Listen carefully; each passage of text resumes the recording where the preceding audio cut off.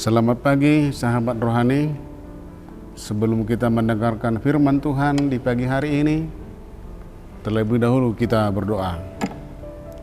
Kasih karunia bagi kamu sekalian dan damai sejahtera dari Bapa di surga dan dari anaknya Yesus Kristus Tuhan kita. Amin.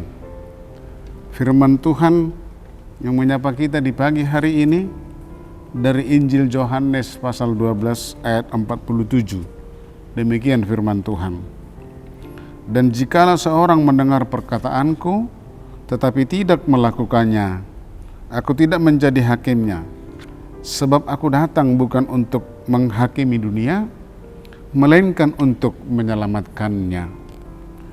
Saudara-saudara yang kekasih dalam Yesus Kristus, Yesus datang untuk menyelamatkan dunia. Kita tahu bahwa pelayanan Yesus berakhir dengan suatu peristiwa dan yang tragis dengan ketidakpercayaan atau penolakan orang Yahudi.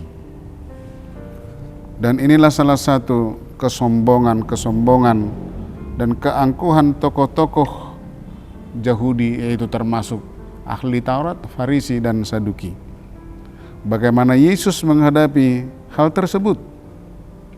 Yesus mengatakan bahwa jikalau seorang mendengarkan perkataannya tetapi tidak melakukannya, Yesus tidak menghakiminya. Sebab Yesus datang bukan untuk menghakimi dunia, melainkan untuk menyelamatkannya. Memang dia berhak menjatuhkan hukuman dan penghakiman kepada orang-orang yang tidak percaya, yang mengeraskan hatinya. Namun Yesus tidak melakukannya karena kita pasti ada kesalahan, pasti didapatnya bersalah, dan tidak ada yang dapat melepaskan kita dari hukuman oleh karena dosa dan kesalahan-kesalahan kita.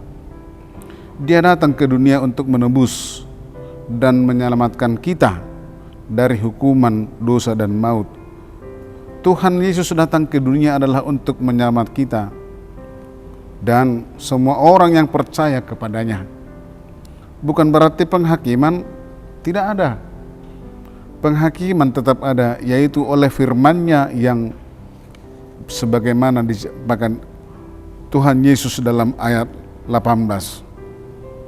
Supaya apa? Penghakiman tetap ada supaya ada pertobatan.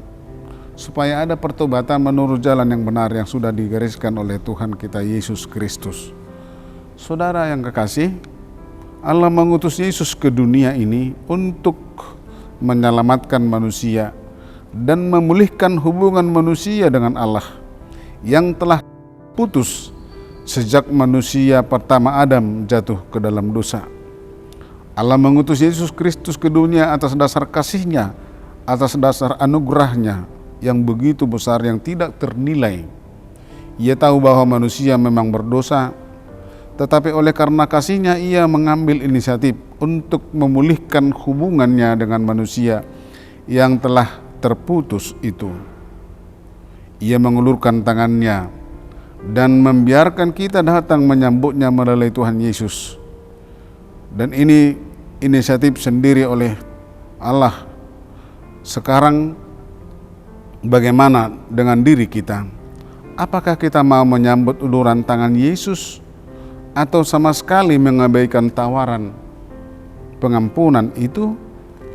Menerima Yesus Kristus berarti memperoleh anugerah keselamatan dan hidup yang diubahkan menjadi seperti Yesus, sehingga kita memperoleh hidup yang kekal. Tuhan akan mengubah kehidupan kita dari orang-orang yang seharusnya dihukum dan mati, dan sehingga karena penebusannya kita menjadi orang-orang yang diselamatkan dan yang hidup penuh dengan cinta kasih. Pemirsa Saroha, kita memang sedang berjalan dan akan berjalan dalam keselamatan Tuhan. Oleh karena itu, fokuslah, konsentrasilah dalam mendengar perkataan Tuhan, petunjuk Tuhan, supaya kita senantiasa memperoleh keselamatan yang sudah dianugerahkannya kepada kita. Tuhan Yesus memberkati. Kita berdoa. Terima kasih Tuhan atas firman-Mu yang menguatkan kami di pagi hari ini. Kami tahu Tuhan, tanpa anugerah-Mu, tanpa kasih-Mu yang begitu besar, kami tidak memiliki apa-apa di dunia ini. Tetapi oleh karena kasih kemurahan Tuhan kami memperoleh keselamatan yang sudah Tuhan sediakan bagi kami. Terima kasih Tuhan, biarlah kami senantiasa fokus dan konsentrasi melakukan firman Tuhan, konsentrasi melakukan segala apa yang diinginkan dalam kehidupan kami. Terima kasih Tuhan, berkati seluruh jemaat-Mu yang boleh mendengarkan firman Taroha di pagi hari ini. Dalam Yesus Kristus. Amin.